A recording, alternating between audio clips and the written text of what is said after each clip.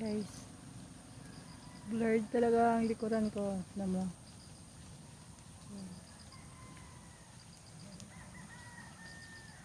Kasi nagpa-vlog dito.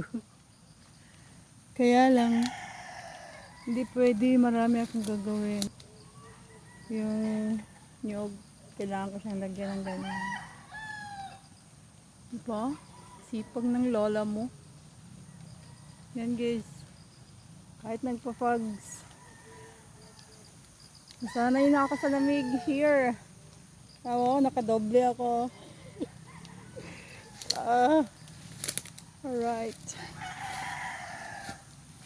Guys, magmarites tayo ng durian. JL. Yan yan.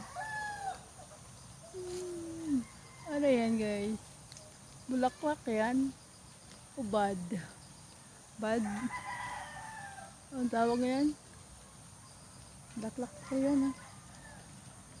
Ayan. Tama. Busy kasi ako dito. I'm busy here. Tamo, nag-train ako ng kamay ng masangking ko. Laki na siya. All the way up. Dito ako sa lugar na nagpa-fogs. Kailangan niyang level 2. Pag hindi, puputulin ko siya.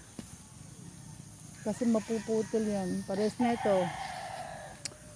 Kailangan siyang ibaba. I-train mo siya ngayon.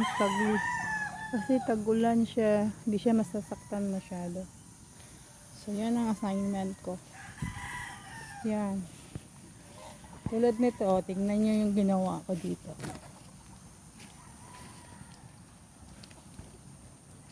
It's one foggy afternoon. Ayan. Yan, tinrain ko siya. Pag hindi siya mayos, puputulin ko yan. Okay.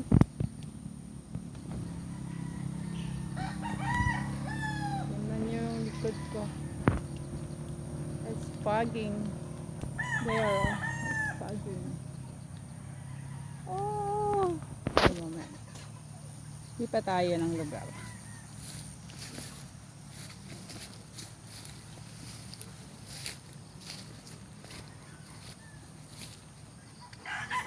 Yan. Kita nyo yan? Sa umaga, ang init.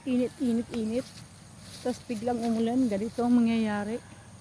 Oh, di makikita yung nyug. Yan, umakyat na talaga dito.